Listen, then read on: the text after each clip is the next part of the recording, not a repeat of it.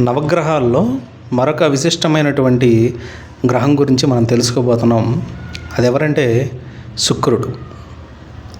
ఆయన్నే భృగు, ఆయన్నే శుక్రాచార్యులు, దైత్యవేద్య, కవి అని రకరకాల పేర్లతో పిలుస్తూ ఉంటారు. శుక్రుడి గురించి మనం క్లారిటీగా తెలుసుకోవాలంటే మన కాలపురుష కుండలిలో 2 రాసుల గురించి తెలియాలండి. ఆ రాసులు ఎవరెవరంటే కన్యా రాశి, మీనరాశి.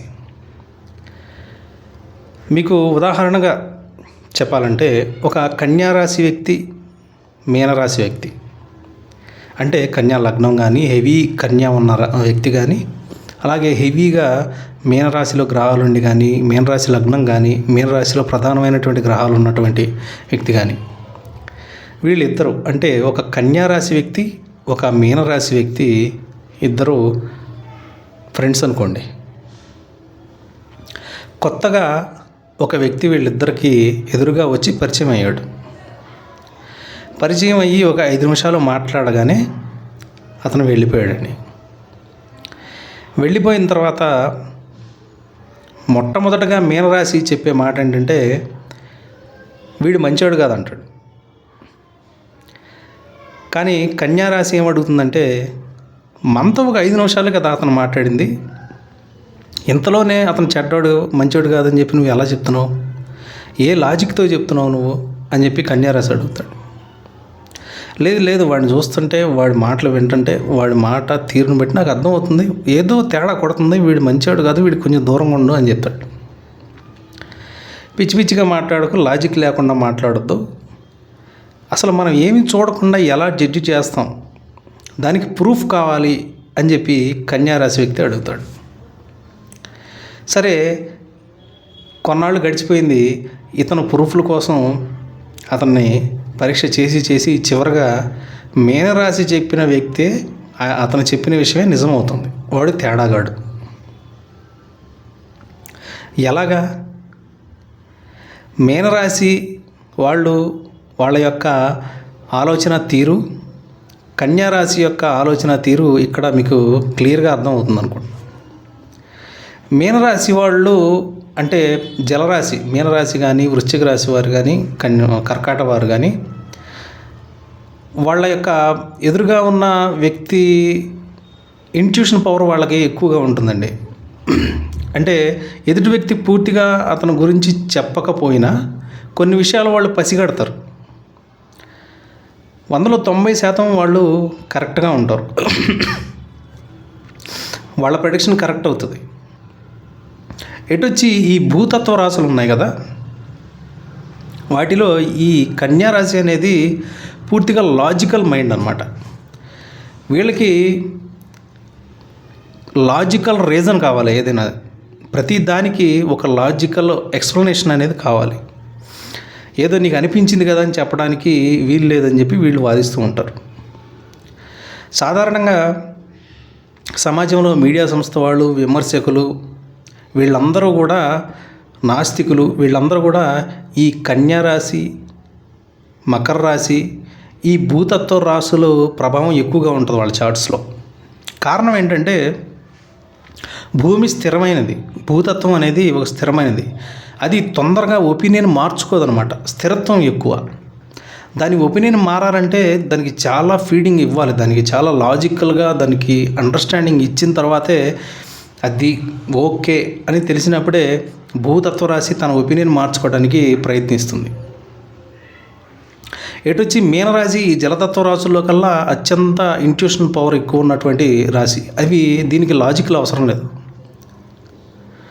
ఇది ముందుగానే పసిగట్టేస్తుంది, వైబ్ పట్టుకుంటారనమాట వాళ్ళు. ఆ ఇంట్యూషన్తో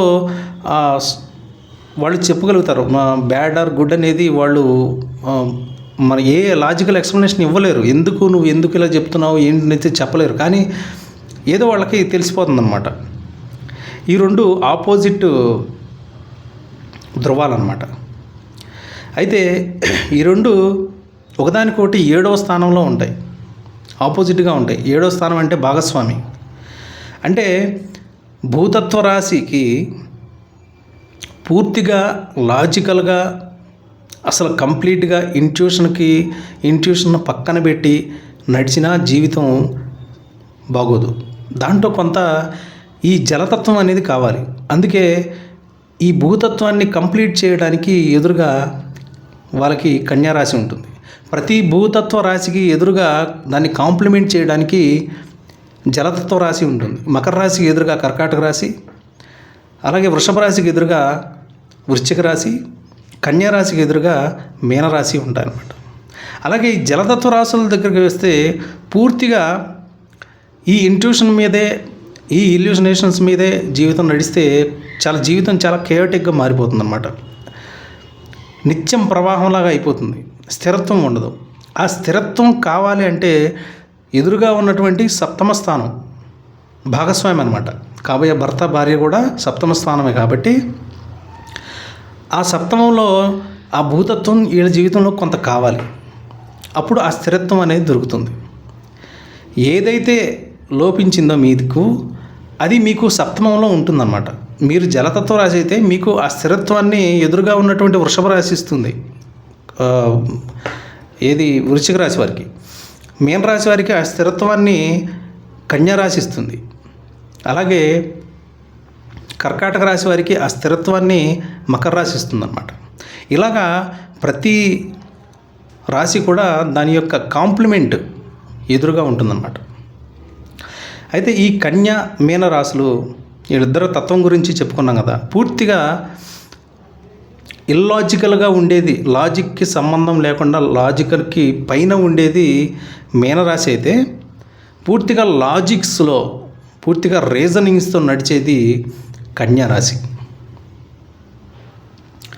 ఇలాంటి సంఘటనే మీకు చరిత్రలో ఒకటి జరిగింది, చాలా అద్భుతమైనటువంటి సంఘటన. రామకృష్ణ పరమహంస దగ్గరికి వివేకానంద వచ్చినప్పుడు దేవుడి గురించి అడిగాడు.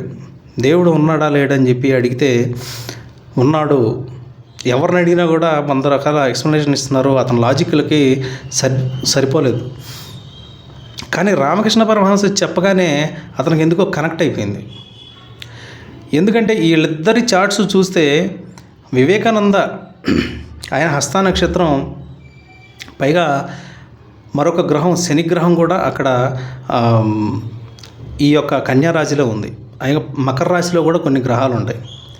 ఎటొచ్చి రామకృష్ణ పరమహంసల వారి చార్ట్లో మీనరాశి చాలా పవర్ఫుల్గా ఉంటుంది. ఎందుకంటే అక్కడ ఉచ్చగ్రహమైనటువంటి శుక్రుడు ఉన్నాడు ఆయనకి. అందుకే ఆయనకి మీనరాశి డామినెన్స్ ఎక్కువ అనమాట. అందుకే ఆయనకి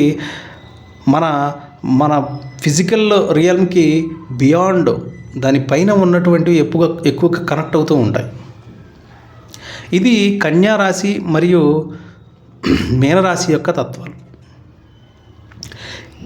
ఈ మీనరాశి కవిత్వం అయితే కన్యారాశి ఒక రీసెర్చ్ పేపర్ లాంటిది. 2 రెళ్ళు 4 ఇది కన్యారాశి అయితే 2 రెళ్ళు 100 అవ్వచ్చు, 1000 అవ్వచ్చు, 110 అవ్వచ్చు. అది కవిత్వం కాబట్టి అది మీనరాశి. అంటే లాజికల్గా కంప్లీట్గా లాజిక్కి బౌండ్ అయ్యి ఉండేది కన్యారాశి అయితే, లాజికల్కి పైన ఉండేది, లాజికల్ దాటి వెళ్ళిపోయేది మీనరాశి అన్నమాట. అందుకే మీనరాశి ఎక్కువగా దాంట్లో ఎక్కువ గ్రహాలు ఉన్న వాళ్ళకి రకరకాలైనటువంటి అద్వితీయ అనుభవాలు జరుగుతూ ఉంటాయి. వాళ్ళకి ఏవేవో కనిపిస్తూ ఉంటాయి, డ్రీమ్స్ నిజమవుతూ ఉంటాయి, ముందుగా జరగబోయే విషయాలు తెలుస్తూ ఉంటాయి. ఇలాగా వాళ్ళ చార్ట్లో మీనరాశి ఇన్ఫ్లుయెన్స్ ఎక్కువగా ఉంటే మన పైన ఉన్నటువంటి శక్తులన్నీ కనెక్ట్ అవుతూ ఉంటాయి అన్నమాట. మన భూమి నుంచి అంటే మన ఇక్కడి నుంచి పైకి కనెక్ట్ చేసేది ఈ 12వ రాశి మీనరాశి. ఇప్పుడు ఈ రెండింటి గురించి ఎందుకు చెప్పుకుంటున్నామంటే, ఇది ఇవాళ మనం శుక్రగ్రహం గురించి తెలుసుకుంటున్నాం. శుక్రగ్రహం అంటే మీకు ఎప్పుడు విన్నా కూడా పెళ్ళి, లగ్జరీ, అందం, ఆర్భాటం ఇవన్నీ మీకు కనిపిస్తూ ఉంటాయి.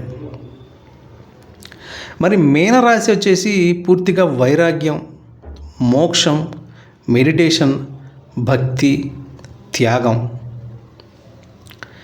మరి ఈ శుక్రుడు మీనరాశిలో ఎందుకు ఉచ్చ పొందుతున్నాడు? ఈయనంటేనే భోగాలు, అందాలు, సుఖాలు ఇవన్నీ కదా. మరి శుక్రుని యొక్క ఉచ్చ స్థితి మీనరాశిలో ఎందుకుంది?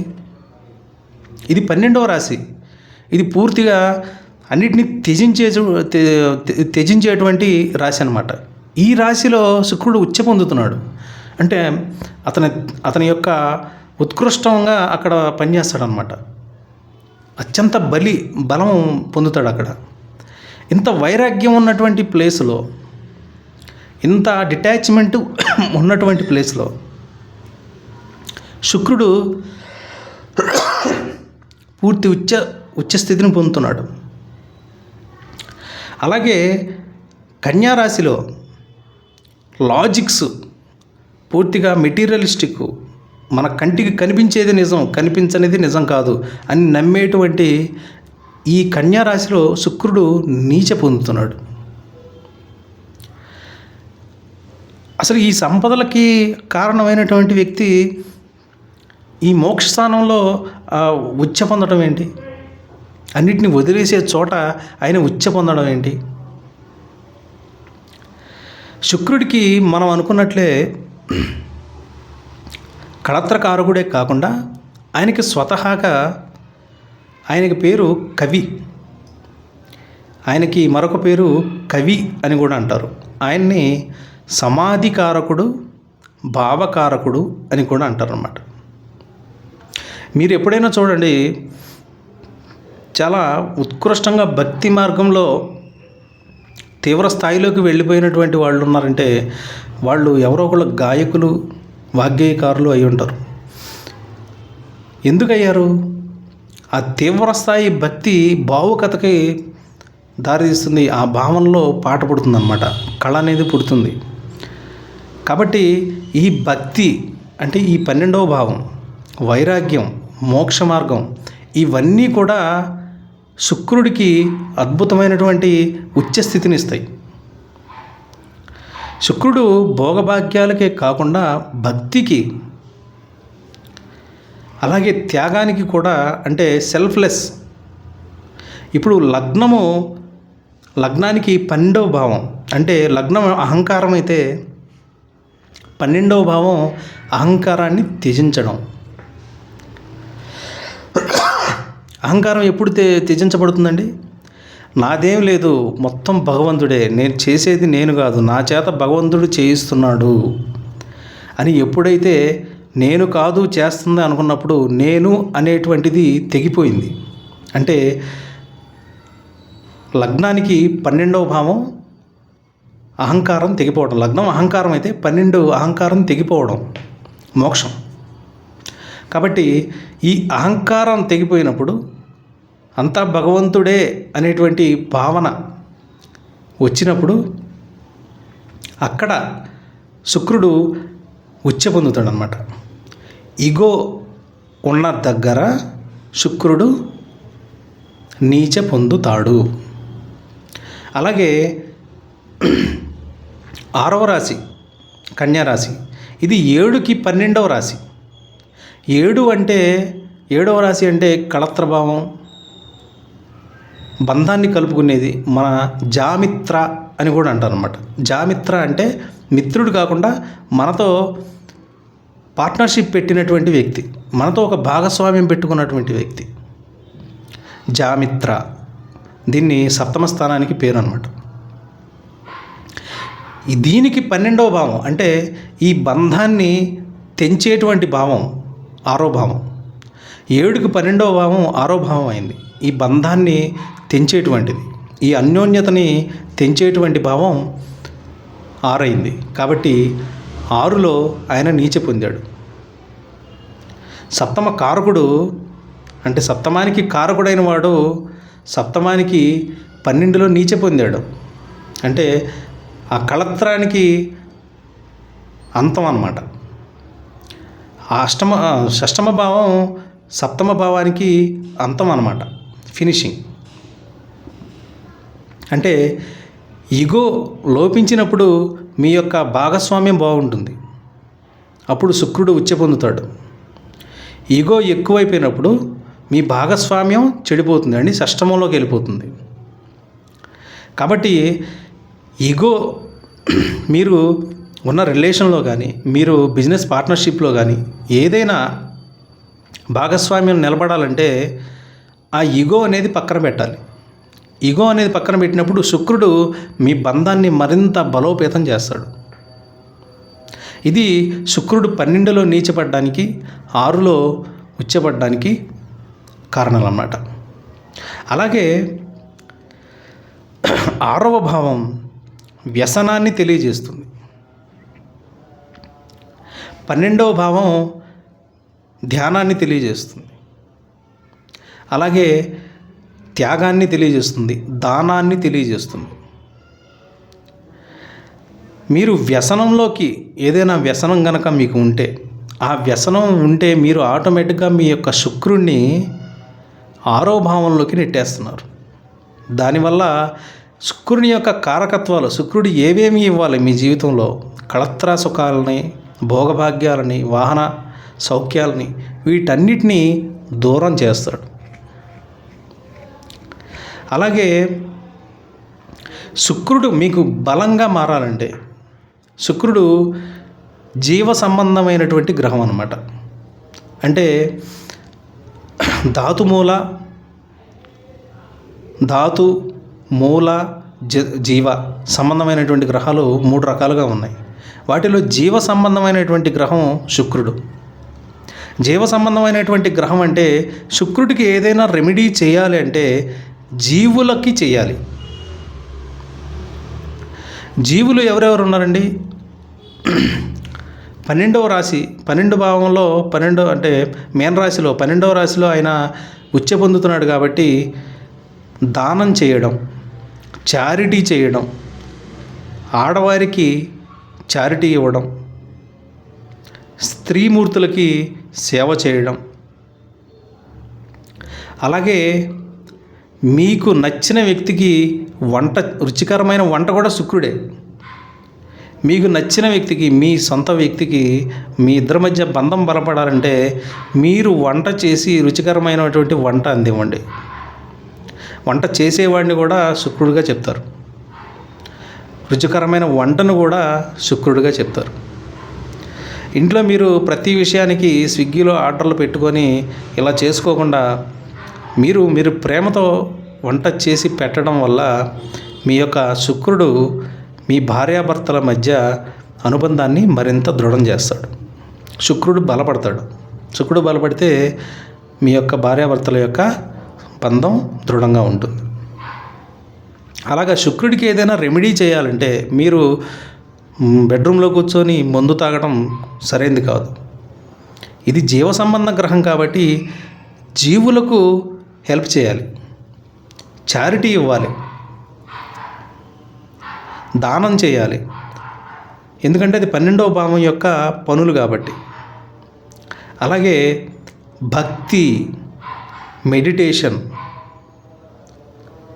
సత్సంగం, వీటన్నిటి వల్ల, భక్తి పాటలు వినడం వల్ల, భక్తి పాటలు పాడడం వల్ల, భజన వల్ల మీ యొక్క శుక్రుడు బలపడతాడు.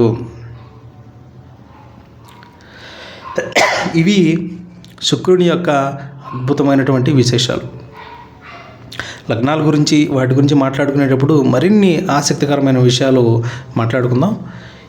మీకు ఈ కంటెంట్ నచ్చినట్లయితే షేర్ చేయండి, కామెంట్ చేయండి, ఛానల్ని సబ్స్క్రైబ్ కూడా చేయండి. జై శ్యామ, జై మా కాళీ.